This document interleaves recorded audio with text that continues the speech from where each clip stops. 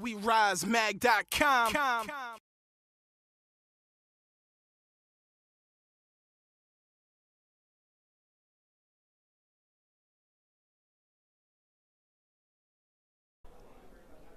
Did you used to watch anime before you started voice acting? I did because my little brother was a huge anime fan. So back in the olden days, I'm not even going to date myself like this, we would go to Spain to visit my family over there. And there was a little show on called Las Bolas de Dragón. And I would have to translate everything because my brother doesn't speak Spanish very well. And it followed me over. But after that, he started getting into bigger and better anime that I liked more. Not that I don't like Dragon Ball, please don't fire me. But stuff like Ghost in the Shell and Akira and things that were much more my style of like things I like to watch. And yeah, from there I started watching a little bit more and I was like, this is really cool. And then when I started working in it, it's like, sweet, I like this. But I found my genre really fast. Like I like the psychological, crazy, bloody, gory guns. I like those. And what was your favorite anime growing up? My favorite anime, I guess, of all the ones, well, you know what? I loved Voltron, and I didn't know it was an anime, but I loved Voltron. My first crush was on that red lion. All Voltron fans right now are jumping all over the place. But I didn't even know that it was anime back then, so I don't know that that counts. My first favorite anime when I realized what it was probably A Perfect Blue. It's a little movie. Oh, yeah. And it's one of those psychological thrillers, and that was my favorite. Yeah. Once I knew that it was anime.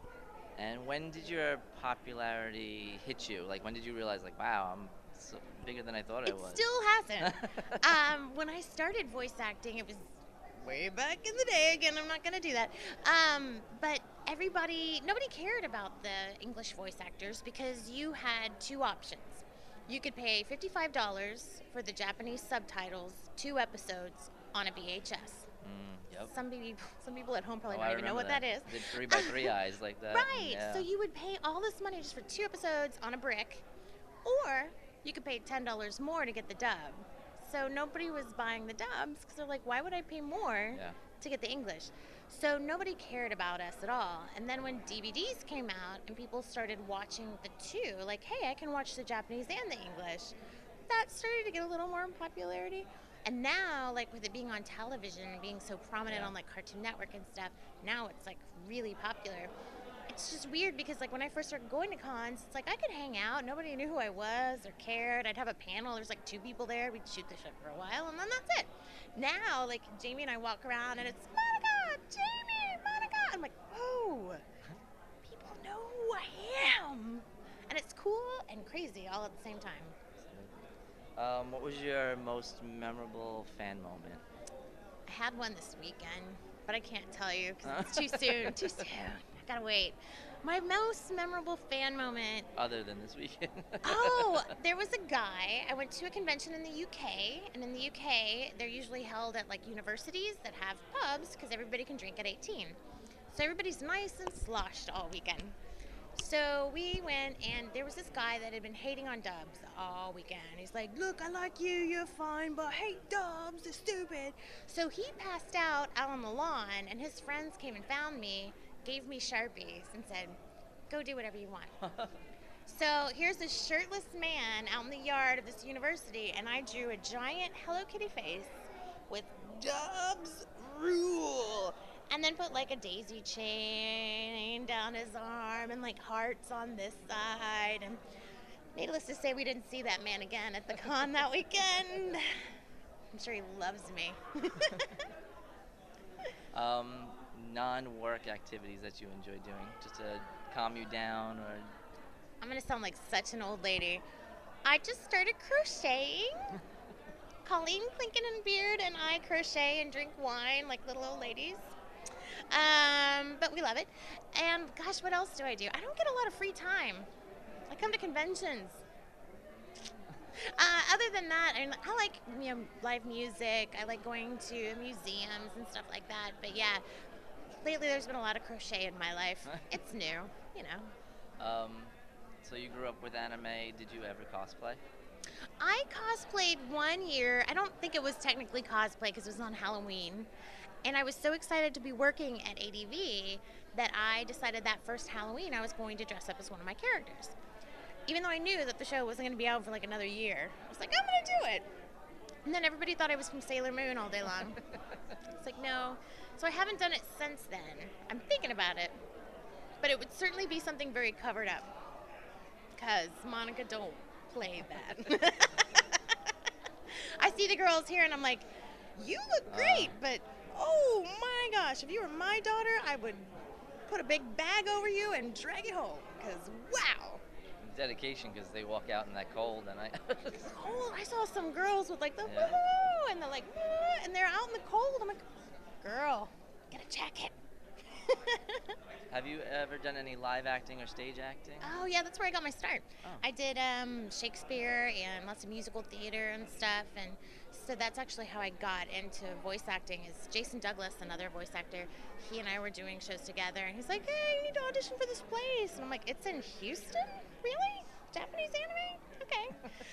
And I've been doing it ever since. And now he and I are both in the industry, and it's kind of fun to like remember back into those days when we used to do Shakespeare. Now we're doing anime. It's very different. Do you ever get the want to go back and do anything like that? Oh, I would love to. The only thing is it's so time consuming. Like we are so used to voice acting where we go in, it's like, hey, it's an hour. I'm doing my stuff and I'm gone. There's no rehearsal. There's no, time commitment really, other than the 4 or 5 hours you're in the booth. Whereas with a play, like you have to go to rehearsal every night, and then you have to perform it on the weekends. And I miss that, but at the same time, I don't have the time, basically, to do that anymore because I'm so busy voice acting. Which is good. I like it. Any upcoming anime that you can talk about? There's one I'm dying to talk about. And it might be out at about the time that we were, there's one I'm dying to talk about, and I can't just yet. And there's some stuff coming up. What can I talk about that's out? We don't want to get you in trouble. Yeah, there's certain magical index is out now, and I play index in that one. That's a cute show. And of course, you've got your panty and stocking. Then we just announced Last Exile. I play little Sarah in that one. I'm the Gusta. I'm the queen. She's like 3. It's crazy.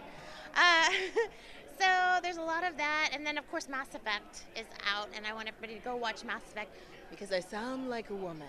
I like sounding like a woman, it's fun. But that's basically it. There's a lot of other stuff coming, I promise. I just can't talk about it yet.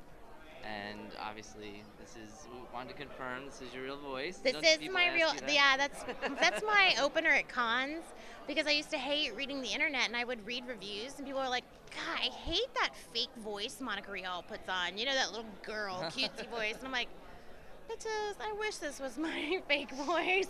And then I had like a, hi. I wish I had Jamie Marchi's voice, but I don't. I have the voice of a 10-year-old, and I make it work. But, yes, this is my real voice. Get over it. All right, thank you very much. Thank you. I was not harassing your viewers, I promise. She's like, step it up. Thanks, you guys. That was fun. Thank you very much. Awesome.